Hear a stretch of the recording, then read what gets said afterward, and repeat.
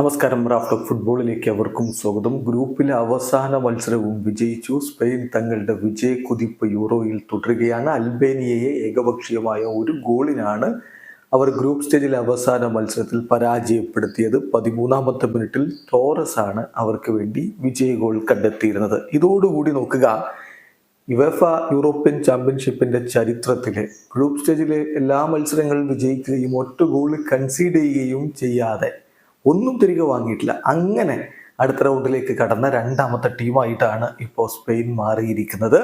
നേരത്തെ യൂറോ 2020 നടന്നത് 2021 ആ ടൂർണമെന്റിൽ ഇറ്റലി ഇതുപോലെ മുന്നോട്ട് പോയിരുന്നു. അന്ന് കിരീടം ചൂടിയത് ഇറ്റലിയാണ് എന്ന കാര്യം കൂടി ഓർക്കുക. ഏതായാലും ഇപ്പൊ ഗ്രൂപ്പ് ബിയിൽ ചിത്രം പൂർണ്ണമായിട്ടുണ്ട്. സ്പെയിന് ഒരു പെർഫെക്റ്റ് ഗ്രൂപ്പ് സ്റ്റേജോടുകൂടി 1ാം സ്ഥാനക്കാരായിട്ട് മുന്നോട്ട് പോകുന്നു. ഇറ്റലി അവസാന നിമിഷത്തിലെ ഗോളിലൂടെ ക്രൊയേഷ്യക്ക് പണി കൊടുത്തു. അവർ 2ാം സ്ഥാനക്കാരായിട്ട് നോക്കൌട്ട് സ്റ്റേജിലേക്ക് കടക്കുന്നു.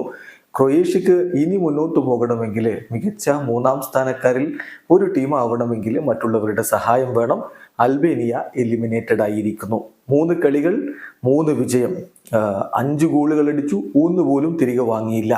+5 goal difference, 9 point Spain. Italy 3 കളി 1 വിജയം, 1 സമനില, 1 തോൽവി. അവർക്ക് 4 പോയിന്റ് ഉണ്ട്, 2ാം സ്ഥാനത്തോടെ മുന്നോട്ട്.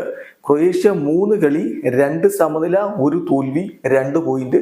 ഇനി എന്താവും എന്ന് കണ്ടറിയണം. അപ്പം ഗ്രൂപ്പ് ബിയിലെ ഒരു ഫൈനൽ സ്റ്റാൻഡിങ് നമ്മൾ പറയുകയാണെങ്കിൽ സ്പെയിന് ഇപ്പോൾ മുന്നോട്ട് കടന്നു. റൗണ്ട് ഓഫ് 16 അവരുടെ എതിരാളികളായിട്ട് വരിക 3rd പ്ലേസ് ടീമുകളിൽ ഒന്നായിരിക്കും. അത് ഗ്രൂപ്പ് സ്റ്റേജ് അവസാനിച്ചാലേ പറയാൻ പറ്റുകയുള്ളൂ.